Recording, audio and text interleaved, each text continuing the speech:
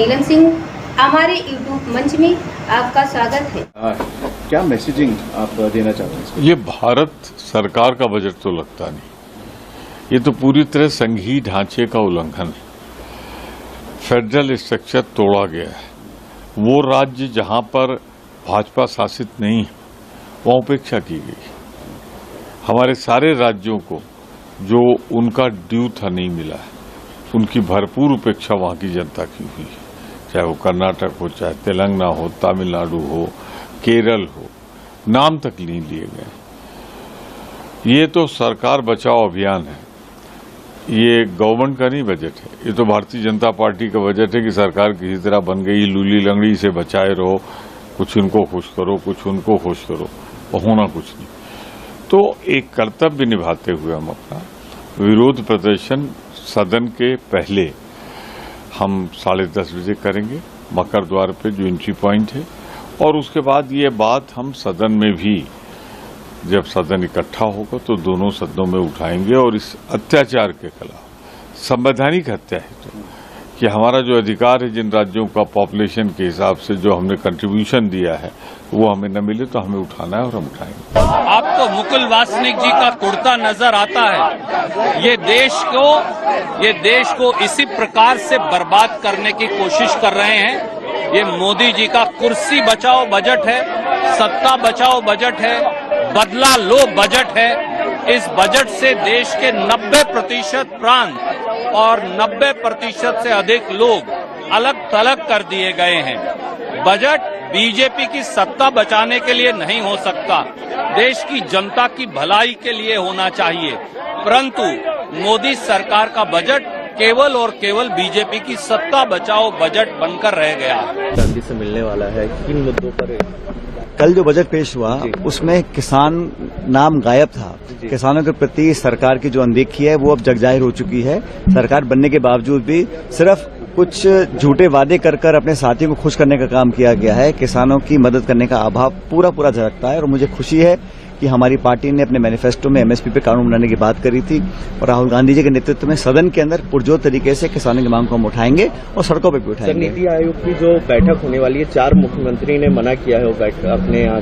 ये तो इस बात का प्रभाव, आप भेदभाव करेंगे, पक्षपात करेंगे, फेडरल स्ट्रक्चर की जो मूल भावना है उसके विरोध में काम करेंगे, तो कौन आपके साथ बैठकर काम करेगा? और ये मुझे लगता है कि ये जो झूठे आश्वासन देकर साथियों को खुश करने का काम किया है, उससे भी लोगों के मन में अविश्वास पैदा हुआ है। जिस प्रकार बजट आया और बजट ਦੇ ਵਿੱਚ ਪੰਜਾਬ ਨੂੰ ਅਣਦੇਖਾ ਕੀਤਾ ਗਿਆ, ਅਸੀਂ ਆਪਣੇ ਹੱਕਾਂ ਦੀ ਲੜਾਈ ਵਾਸਤੇ ਔਰ ਪੰਜਾਬ ਦੇ ਵਾਸਤੇ ਅੱਜ ਅਸੀਂ ਇਹ ਪ੍ਰੋਟੈਸਟ ਕੀਤਾ ਹੈ। ਪੂਰੇ ਦਾ ਪੂਰਾ ਬਜਟ ਆਂਧਰਾ ਪ੍ਰਦੇਸ਼ और बिहार ਨੂੰ ਲੁਟਾ ਦਿੱਤਾ ਗਿਆ, क्योंकि अलायंस पार्टनर है। अगर उन्होंने इग्नोर किया गया तो सरकार गिर जाएगी। लेकिन पंजाब के नाल बॉर्डरिंग स्टेट है, फ्लड आया पंजाब के अंदर पिछली बारी, 1000 एकड़ फसल तबाह होगी, 10,000 करोड़ का नुकसान हो गया।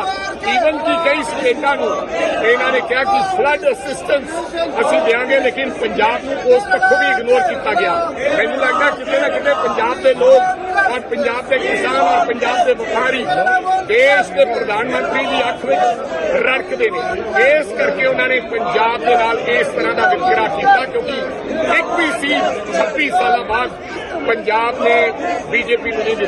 सो इस करके केरला के नाल वितकरा होया, जिथे जिथे एक भी सीट बीजेपी को नहीं आई उत्थे टोटली इग्नोर पंजाब के उन्होंने स्टेट्स को किया गया। सो इस करके असीं तमाम जिहड़े एमपी साहबाना ने असीं अज प्रोटेस्ट किया। This budget of Ms. Nirmala Sitharaman has been a discriminatory budget, and we all know that this budget is a kursi bachao budget, and this budget has only thought over how to save this government.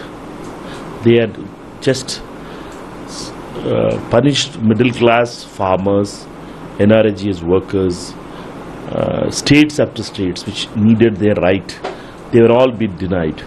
And this is against the federal principles of this country itself, and many states had been left without any kind of help from the union government, and this has been a completely discriminatory budget towards all the states which had pain and had demanded for the past few months their share in the development process.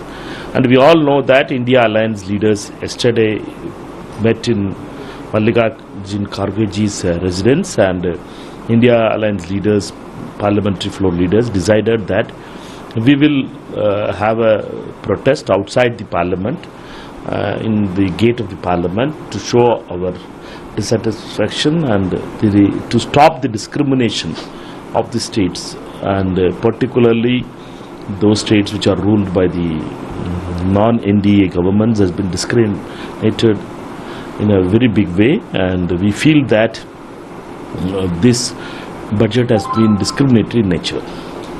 So Bihar CM Nitish Kumar has said that a lot has done to help the people of Bihar.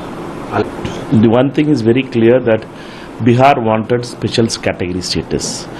There was not a one word in the budget about special category status. Therefore, Mr. Nitish Kumar can try to sell empty envelope to the people of Bihar.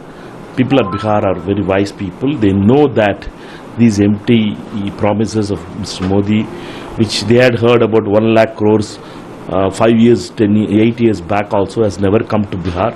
So this is another jumla of Mr. Modi and Amit Shah towards. स्वस्थ रहने के लिए इस्तेमाल करें अयोध्या धाम का श्री राम नाम special निरोगी चूर्ण और बुकनू।